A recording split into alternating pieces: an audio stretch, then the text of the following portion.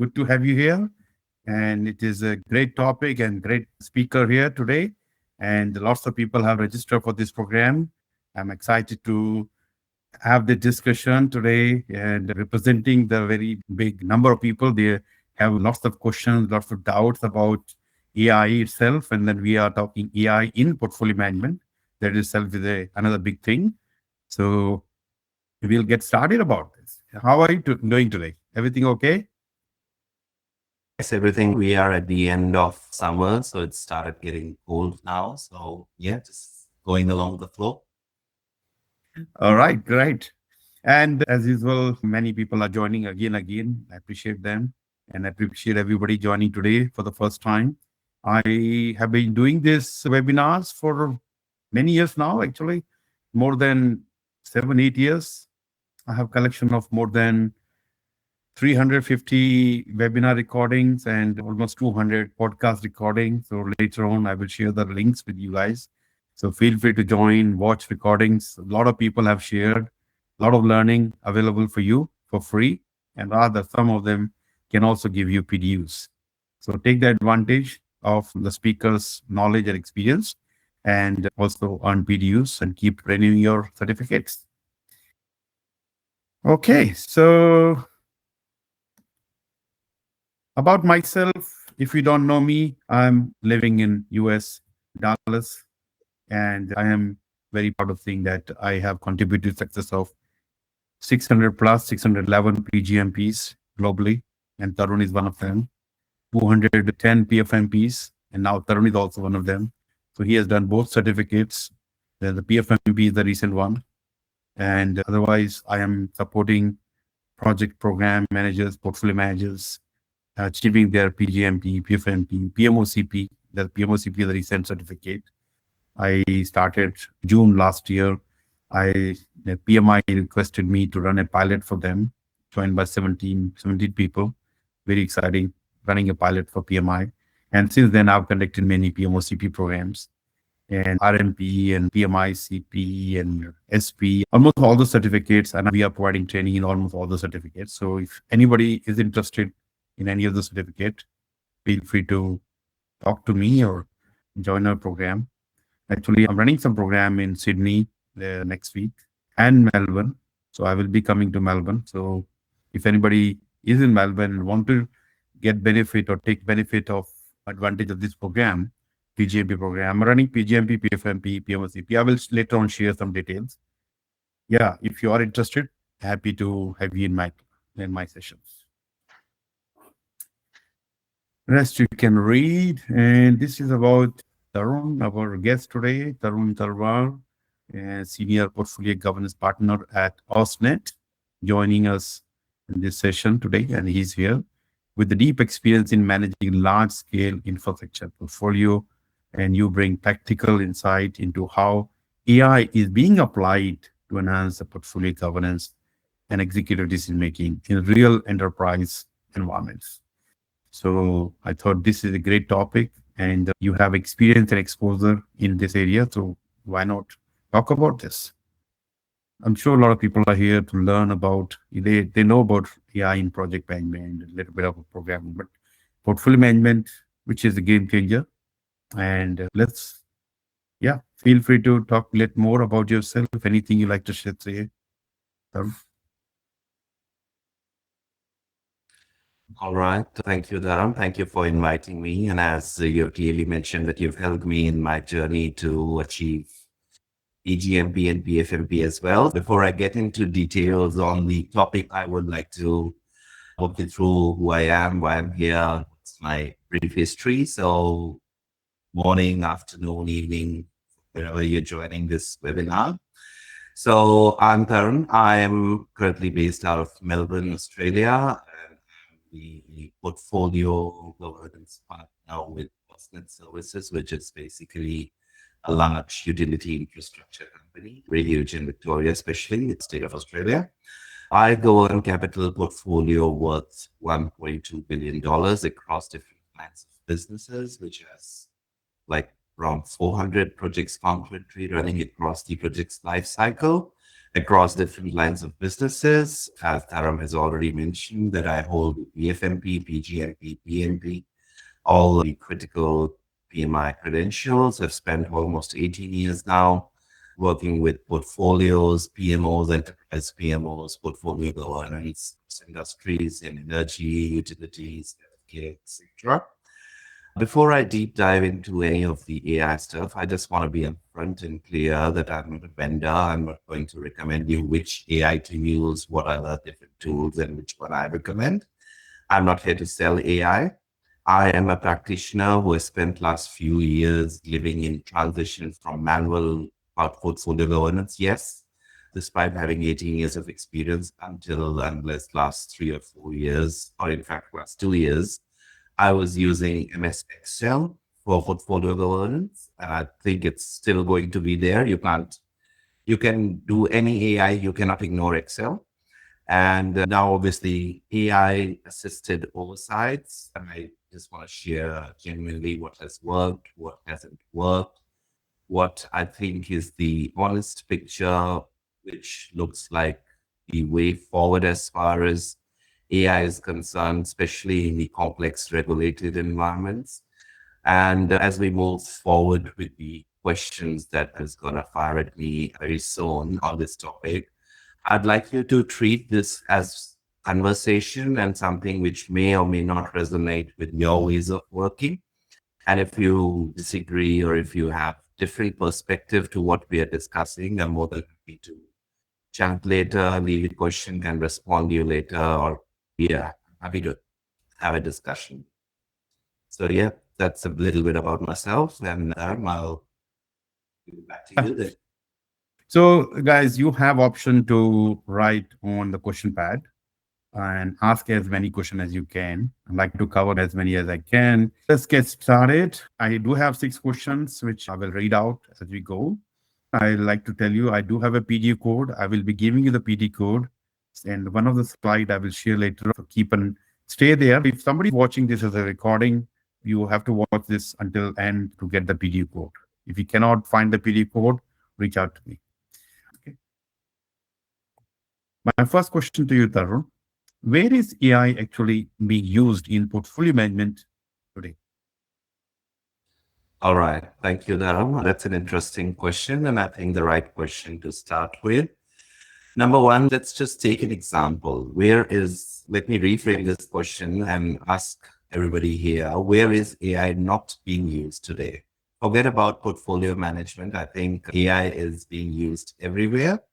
Now, when I come to this question on where is AI being used in portfolio management today, the simple and the quickest answer I can provide for you to this answer is obviously the first thing that comes to your mind is reporting, which is quick insights, analysis, etc.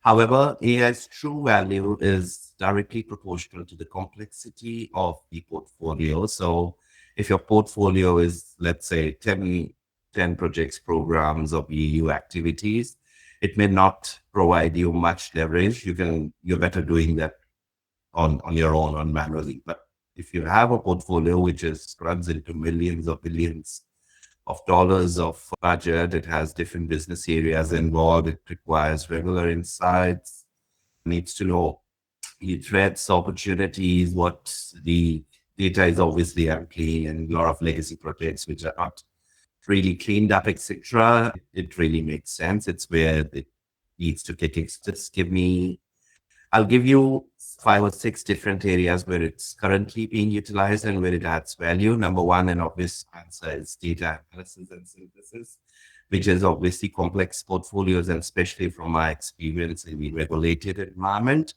where you have multiple projects that need to adhere to a particular regulatory authority. You have data dictionary, data definitions bound, and you have to work within that environment. That absolutely where AI makes sense for quick insights, for remaining within those boundaries, where you need continuous monitoring, where any significant deviation from the original plans may be issues, be it reputation issues, be it financial issues, conventional breaches, or any what is happening in the world right now, wars in different parts of the areas. how they impact the global projects that are going on across different divisions, lines of business, etc. Then you have scenarios as well, and that's very critical in a regulatory based portfolio where you have different scenarios to be run on prioritization, planning, etc. What takes precedence, what not. That is where portfolios can make use of AI. Document intelligence, I just saw a question in the chat saying, can we use AI to write business cases? Yes, absolutely. Here you can define a template, you can define the best practices, you can also gather quite a few information that need to go into the business case, align that together. But yes, not as a copy paste. It needs to be tailored to the organizations and regulatory guidelines as well. So yes, AI can be used across portfolios, however, not as a blind paste. It needs sooner or later somewhere it needs human intervention as well. So AI does cannot replace the traditional portfolio management, but it can assist you manyfold, especially in complex and regulated environments. And of course, one thing that I missed earlier on as well is the reporting automation. So complex portfolios like mine, which have high dollar amounts, regulatory adherence, etc. AI can simplify quite a bit of that stuff to gather quick insights, gather quick data, gather key conversations that you need to have with your execs. And that is where AI really. Yeah, it's now a few years in AI, everybody start at least know one way or other, like Chat GPT and Gemini and a few others. And many tools are available. And there are a number of PPMs are available nowadays, which are helping or which can help you guys to improve the way you're doing the job and collecting data, making some sense out of this information. It can be a lot of complex data, but if you don't use it properly, you will not have any intelligence from those data. So explore the tools based on your specific needs. You need to know your pain points, and knowing about this tool and what features can help us more, that will be the best way to start. So, Right, Dharam. And I would also like to add here that you mentioned tools like Chat GPT and others. It's good that you have help available, but it's not as transparent as it should be. And number one, and number two, many because of increased risks of cyber attacks across the world, and of course, a lot of things are happening across piracy and data leakage world as well. So you need to be careful on what confidential and company proprietary data you upload on ChatGPT. And again, every organization has a tailored portfolio management standards and guidelines. So any ChatGPT or any free to use AI tool may not give you the desired results. So that is where the skills and experience of a portfolio manager comes in. So next question is, what problems does AI realistically solve and what does it not solve? All right. So what it solves and what it doesn't solve. Number one, as I mentioned previously, there is a lot of work that we do manually using BPM tools, threats, opportunities, insights, etc. AI can resolve that. It can help you. It can assist you. It's a great tool to help you manage large, complex portfolios. What it doesn't do, basically, what it struggles with, and what it cannot replace a human, number one. That is because the human interactions, the major part of portfolio management, in my view and in my experience, all across the time I've been managing portfolios, is stakeholder engagement. You cannot resolve human to human interaction. You cannot, AI cannot to do that for you, number one. Number two, a significant part of portfolio management is data. You can report on the data that's available, but whatever organizations that I have worked in, there's always data misalignment, data inaccuracy, data misalignment with what it should be. So it will pick up what you give it. So it cannot replace a tool which cleans the data or human interaction that provides you with wisdom on where the individual project, program, or group of projects is going. AI cannot replace humans, number one, as far as stakeholder engagement is concerned. It gives you the information on what is available. It cannot go beyond. It cannot go into the insights. It can tell you, the data tells you over a trend of time that this is what happening, but it cannot justify what that data is. It can help you make decisions, but it cannot really make the decisions for you. And obviously, significant part of AI at the moment, I believe, is being used into the reporting part of portfolio management. Obviously, very significant, very easy for complex portfolios to use portfolio specific AI tools. However, it gives you a generic based on standards or what's available in the loan database. It doesn't give you your industry specific, your line of business specific, or the way your company operates in a specific environment. It cannot really tailor that specific part of portfolio for you. And of course, it has to be taken with a pinch of salt, because I've seen previously, as another question mentioned, can we write business cases as a real life example? There are common mistakes that AI does when you ask them to write like a specific business case, which includes regulatory irregularities, past failures, refusal, or inability to take up lesson learned. Because legacy data before the advent of AI has been stored, has been catered to in a particular way. AI is trained to pick up data. It is not trained to pick up the data and analyze it in the historical perspective. For example, you had 20 infrastructure projects which failed or which got delayed, which got significantly hammered because of some of the government decisions or weather events or something. It will pick up the themes, but what was the real initiative loss or the regulatory response? Unless it is documented, it won't give you the real analysis or insights into what it can give you a generic response, and that is where its limitations become apparent. And of course, at the moment, because organizations are investing a lot in AI specific tools, for example, many organizations use Microsoft Suite Office 365, which comes with Copilot installed. So there is a different grading within the AIs as well. Like Microsoft Copilot will give you certain outcomes, and the outcomes might differ in another AI if you use. So the two AIs will give you different results. So it's not a standard outcome that you expect out of all AIs as well. And then, of course, allocation. And if from a personal experience, I talk about portfolio planning and prioritization, there might be some rules which may not be in the guidelines of the company. Sometimes, for example, in my industry, we are very much dependent on environmental factors. Sometimes we have periodic storms which damage infrastructure. Sometimes when we start digging the land, we may get soil contamination or something of that sort, which is really not a planned or not a historically recorded or not a publicly available information. So AI would probably never pick that up. So that is where a human intervention is necessary, and that probably is one of the limitations. And it's not like having AI means everything is you have you're 100% covered. That's the wrong way to think. But yeah, and also when you ask question to things like ChatGPT or Copilot or something, and you at least said that you ask the same question to different AI based system, you're going to get different response, different answers. So maybe it's a good idea to try like a second opinion. You tried this and try another one, get the best out of that. At the end of the day, you have to make decision. Which one is the best or maybe best for both.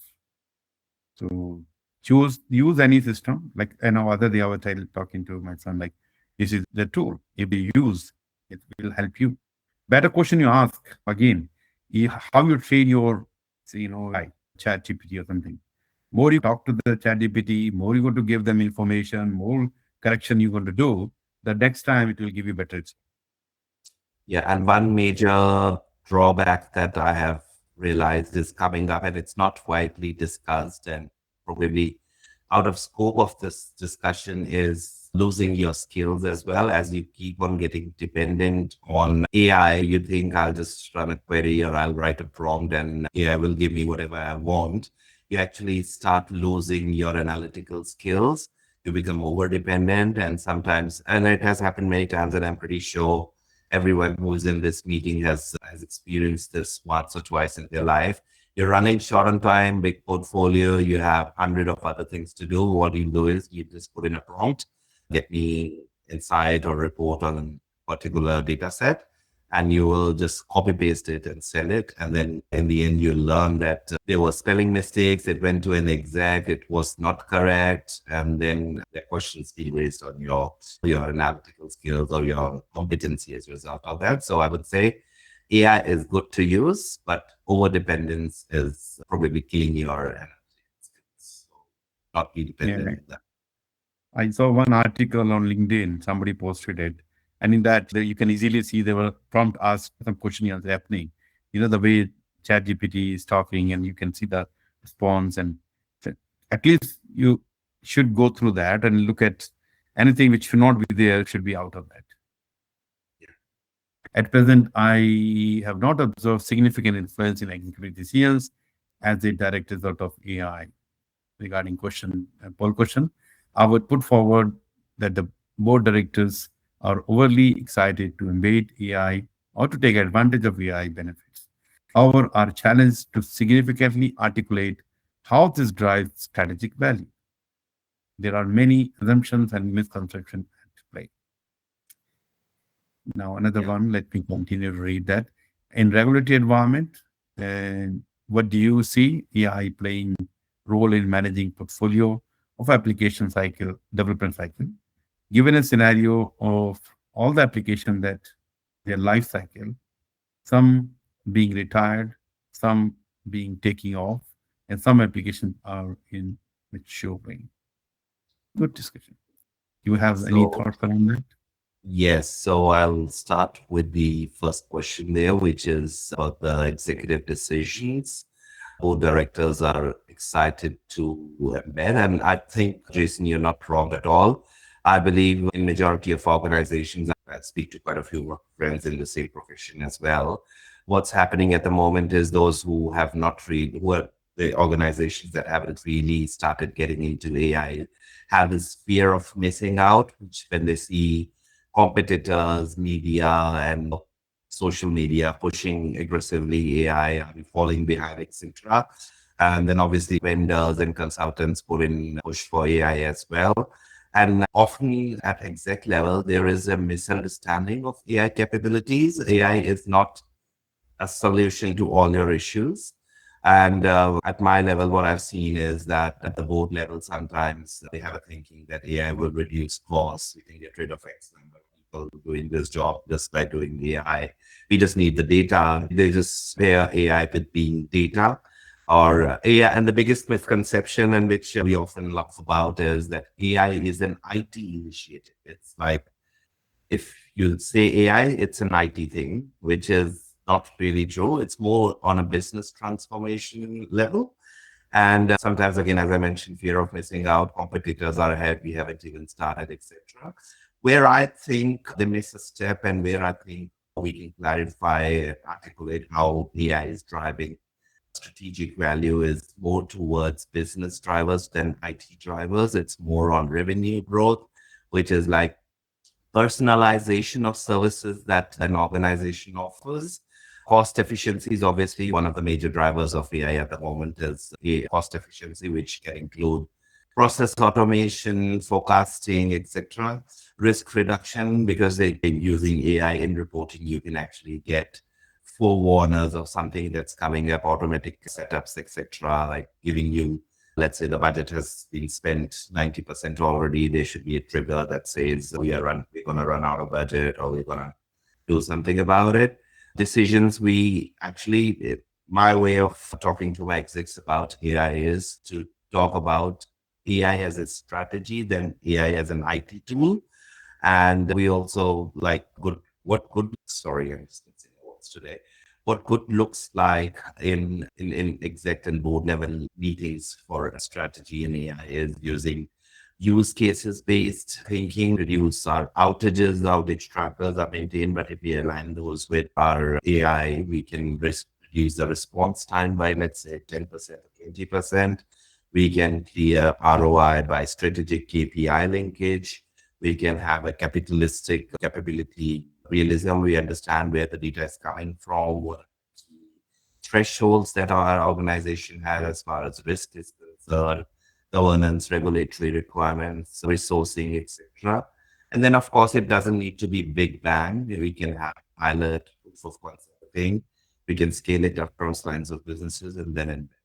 So probably, yes, you are right. We get excited probably because of FOMO, thinking it of as AI is IT and it will help us do this. Whereas the realistic is it's more of a slow business transformation thing than a IT thing. It's not writing prompts on ChatGPT or that. It's about integrating with your products or your ways of working.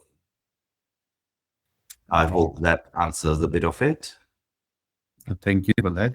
Any other question you have? Did you talk about regulatory environment part as well? No, sorry, I'm just reading that. In regulatory environment, what do you see in it? Your portfolio of applications development cycle have their life cycles, some being retired, some being taken off, and some applications are maturing. Yes, obviously. This particular, because I mostly handle infrastructure space, this question really pertains to the IT or applications development cycle. I'll try to answer this in whatever knowledge I have because I'm not a core IT person. However, legacy systems, when you talk about application development and when the application towards their end of life, it's actually a hidden regulatory risk because what application is replacing it, what is the documentation available, whether it has support after the expiration date or not, because this is something that happened, if I remember correctly, in our case, we had an old version of SAP running in, and then we had to upgrade to for HANA. And then there were some hidden regulatory risks found at the end. And obviously, there are compliance gaps when you replace legacy systems with the new systems. And obviously, there are certain people who are managing those applications. So, what is the knowledge gap or knowledge extraction or knowledge management that we need to do as far as the old systems that are being and are being replaced? So, I believe the strategic value of AI is obviously to reduce the exit risk, as I call it, and then avoiding the regulatory breaches during this commissioning. And the fact is, at the moment, new apps that are in the market that replace the legacy systems, they have a very short life cycle. What has happened in our case is because of old applications that we develop, they move very fast. They have a shelf life of 5 years, as far as I remember. So the compliance is very reactive. And we often have audit points raised against those particular risks because of such a fast time, and where AI can really help us, and we're trying something in that direction as well, is to secure an AI-based early warning system, automated regulatory requirements mapping, and then continuous compliance testing. And that is where AI really helps. Otherwise, all this needs to be done manually and stored in complex PMIS systems. So yeah, and that's continuous assurance is something that I would say AI can help us with. Great. Thank you. Let me bring my next question.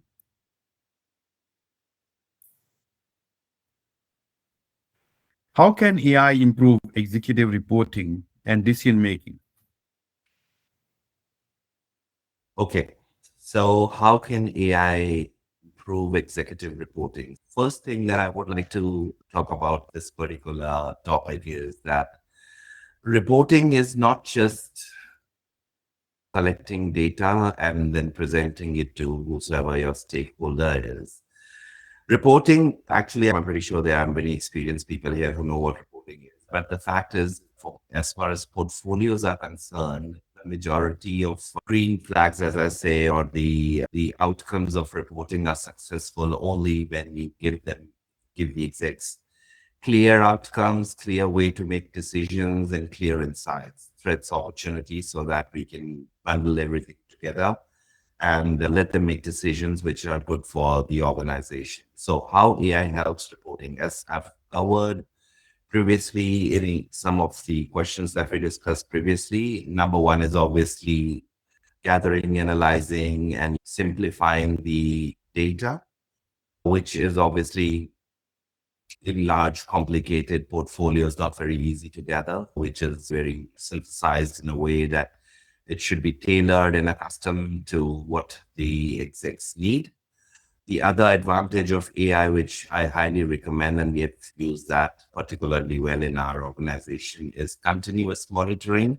Physically, it's not possible for a human or a team to monitor multiple portfolios or multiple lines of business continuously. So there are different thresholds, different risks that need to be escalated. And obviously, there's a lot of decision making that happens on and on basis based on different environmental factors as well. So continuous market monitoring is something that AI can definitely be used for.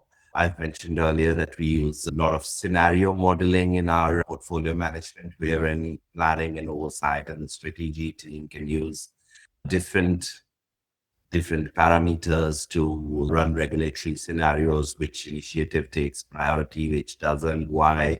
It becomes easier for a portfolio manager to explain it to its stakeholders on why project X is being prioritized over project Y when you have data and information to present. It takes a lot of time to do that manually because I've done that manually earlier. But yes, scenario modeling using AI is something which can really shorten the decision cycles and timelines and helps better stakeholder engagement as well. As there was a question earlier, writing business cases, project change requests, investment cases, etc. Yes, certainly AI can help in there as well. Not writing the whole document, but obviously can proofread, can structure it better, can obviously add additional information.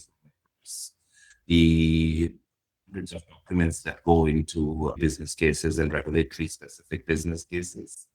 Optimization is something that we are trying at the moment, which is efficiencies, resource allocation, and because we have a lot of assets related resources, not just human resources, assets-based resources, human resources, and other resources, software, etc.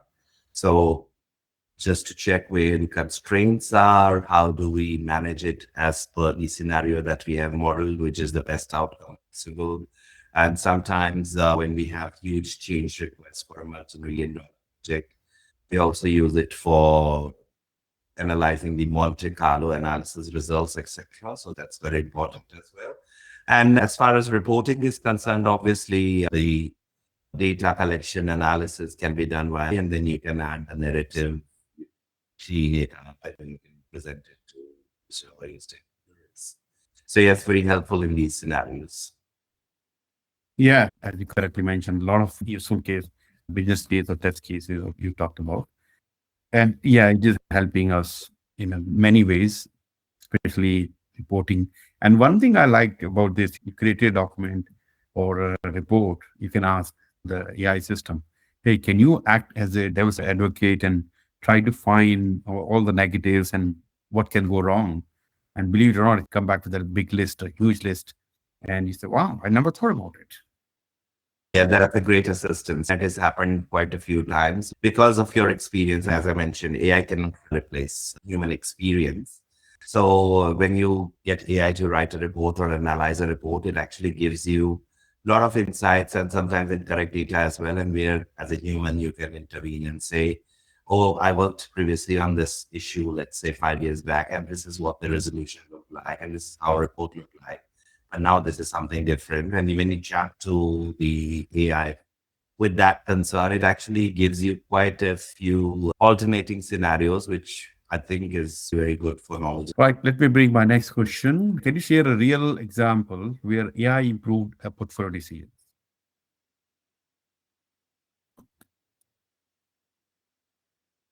I can share a real example where AI improved the portfolio decision. So I will obviously hide the name of key people in the project.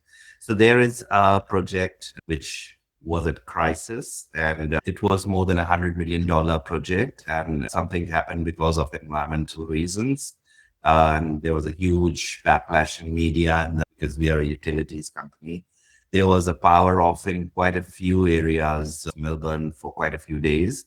And there was a huge media uproar. Government was asking questions on why has this happened, what was the backup, etc. In fact, we had to lose quite a bit of our senior leadership in 2022 or 23. So gives us a reminder when something goes wrong at such a huge level, which has regulatory as well as environmental dependencies and obviously huge media backlash as well. The governance frameworks are stress tested, and it's not a normal operating environment. And AI probably that is where AI, because that project has come back now with a lot of additional money asked and a lot of infrastructure that needs to be replaced. So that is where AI has helped us tremendously this time, because AI needs to be designed for such moments, not just the steady states. And this is where we used AI for prioritization, because this is such a huge project and huge financial impact and obviously reputational impact as well. So a lot of other projects which were currently in execution were being pipelined for future work had to be adjusted, had to be reprioritized. So that is where we used AI, where we used some stress testing, where we used some scenarios, where we actually fed in some huge amounts of data to AI to understand if we do this, what is something that we have to move back? What is something that we have to bring forward? What can work in parallel? What are the resources available? How can we adjust them, allocate more here and take out somewhere else, but still keep the work rolling? A BAU cannot be disturbed as well. So that is where AI really helped us. And in these moments, human judgment probably isn't the best way, because in situations of panic, when everybody is getting against you, that is where any additional help is appreciated. And AI has come very strong in such scenarios. And obviously, with all the scenario modeling and all the prioritization and planning calls we did with the help of AI, we also did some financial modeling and analyzed some Monte Carlo results with different scenarios, different outcomes. And the good thing is that even the execs were involved. So that is why we have a very strong buy for AI at the moment. The execs were involved right from the beginning, and the results were shared with wide variety of stakeholders, where everybody is advised, because I'm stopping your project or I'm putting it to the back, and why, with explanations. The data backed theories was presented, and that is where it has helped us tremendously. And yes, obviously the board approved the PCR, and we got to buy it.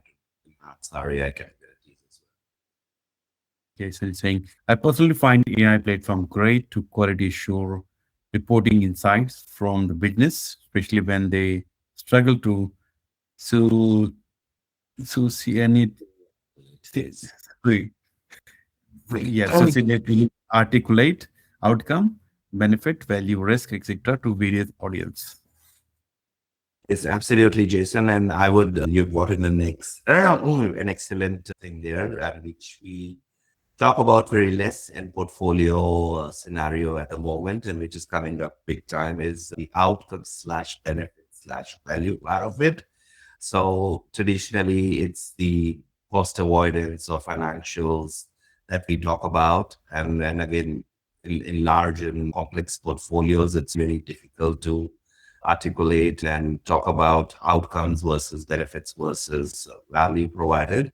Whereas with the AI, the benefits management or the value management has been very easy. And I wouldn't say the calculation part of it, or how do we articulate it to different stakeholders. It's more about broadcasting or explaining it to people who have no formal knowledge of this portfolio management. So Yep. yeah, that's very informative. So just quick one, some questions on the on the question pad. Is there a preferred AI tool that is used for portfolio management, and what makes one tool preferred than the other? Copilot, ChatGPT, Cloud. Give you one tool that's the best in market. It depends obviously on what your organization choice is. It depends on regulatory requirements as well. For example, in our organization, ChatGPT was found to have some security or regulatory mismatches, misalignment. So we didn't choose it. So we currently use it pilot. However, I've seen a lot of organizations moving to cloud recently, and it is very good as far as I have tested it on my personal capacity. But there is no one good tool that, or a PPM tool, or an integration of AI and PPM tool that I can recommend at the moment. It depends on your organization requirements and obviously a lot of other regulatory and the environment your organization operates in. In the age of digital transformation, how much can AI assist in quick decisions? Look, as I have mentioned previously in the question, AI is a supporting tool. It's not a decision-making tool. Yes, AI can help you with quick decision-making. Yes, obviously, absolutely. But yes, there's a lot more that goes in the decision-making process than just data. I would say human judgment, historical perspectives, and of course, because digital initiatives usually move very fast with respect to other lines of businesses, the technology gets obsolete soon. So yes, it does help, but what the decision is today may not be the best decision tomorrow. So yes, AI helps you. It is a helping tool, but it's not the only tool that will help you make a decision. Perfect. Thank you. So my next question is, what are the risks of over-reliance on AI in governance? Yeah, Dependence. the over dependence on anything is bad, and on AI is bad in particular because you tend to lose your analytical and strategic thinking skills if you are over dependent on AI. And obviously, as I've mentioned, that your own experience in different lines of businesses, which is your core, the value that you bring in and portfolio management. AI cannot replace that. There are certain industry specific knowledge. There is certain company and organization specific knowledge. And the way the environment is at the operating level in your organization and the strategic goals and what you're trying to achieve is different for all the organizations. So it's something that an individual can bring. AI can assist you in that. AI cannot replace. Perfect. Let me move to my next question.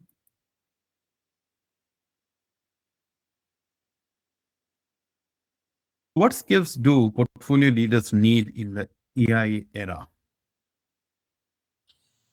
I would say the first skill that portfolio leaders need is obviously the understanding of AI. And by understanding is we operate in an environment these days where life and technology and the way you manage or handle portfolios is rapidly changing. So number one is obviously align yourself to what is available in your environment. Awareness and knowledge is very important as far as AI is concerned. I still believe that, and I mentioned that as the first statement when I introduced myself, that I've been working with Excel spreadsheets all my life. Even if you get the best of AI, you will not be replacing Excel anytime soon. You will be using Excel with AI, but not replacing Excel at all. So yes, there are a few things that we need to be aware of. Skill is obviously understanding how AI works. It's not just give me a report. That won't work. How to work with AI is one skill that portfolio managers will need to learn. And I think pretty quickly as the world is going. And and I believe obviously knowledge in portfolio management is important as well. You can't just start using AI without knowing the background of what you're doing. So, yeah, just keep Yeah. yourself aware of where AI is going to, and then develop your skills accordingly. What's your preferred AI? So you still think that having PGMP, PFMP still relevant in AI era? I believe so. Yes. See, certification is something that tells you that you know about how programs or portfolios work. But when you actually get into portfolios or you get into programs, that is where the real skills and that is where the application of certifications comes So basically, AI is a tool, but we have to have skills which we can use to run and utilize these tools in. Yes, effectively. Perfect. absolutely. All right.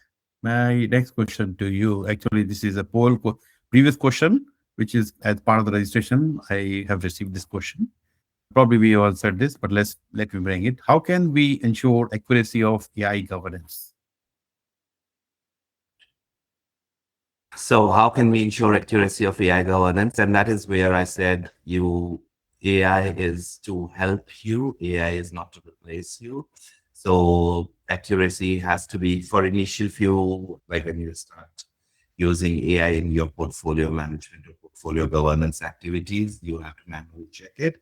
And as you get comfortable working with AI, as you start getting portfolio concepts and you start writing prompts that are appropriate for your organization and your environment, you learn. It's when we use the terms like machine learning, there's a bit of human learning there as well. And when you sleep with the machine, that is where you get into accuracy with the AI portfolio governance.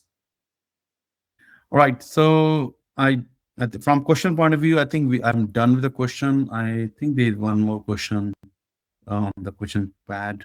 Can AI give insights for reducing over governance in large organization? So yes, AI can give insights for reducing over-governance as well. See, sometimes over-governance is a good thing, and especially in large regulatory projects. But yes, depending on the size and complexity of the organization, of the portfolio, yes, obviously, I would say it helps for as far as over-governance is concerned. Yes, it helps you to tune up or tailor your governance processes for the kind of projects that you have. And obviously, when you have classified guidelines on what your risk thresholds are, what your schedule or your budget thresholds are, when you set up those boundaries and when you set up those parameters, it gives you boundaries on what to govern and what not to govern. As humans, we tend to deep dive into a lot of stuff, and then that's what I've observed over my career as well. Sometimes because of the human nature and tendencies, we tend to deep dive into stuff which is not really adding value.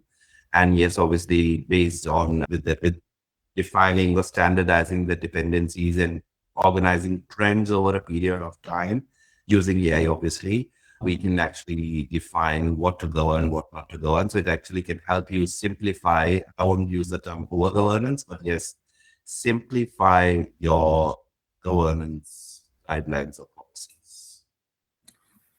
So as I mentioned earlier, I have few programs lined up for Sydney. As you can see, not far away. Third, fourth, fifth PFMP program in Sydney, PMOCP 6th and 7th, Melbourne, starting from 8th, 9th, PMOCP, PFMP 10th, 11th, 12th, and PGMP. If you are into PGMP, this is one class you don't want to miss. Again, this is in Melbourne.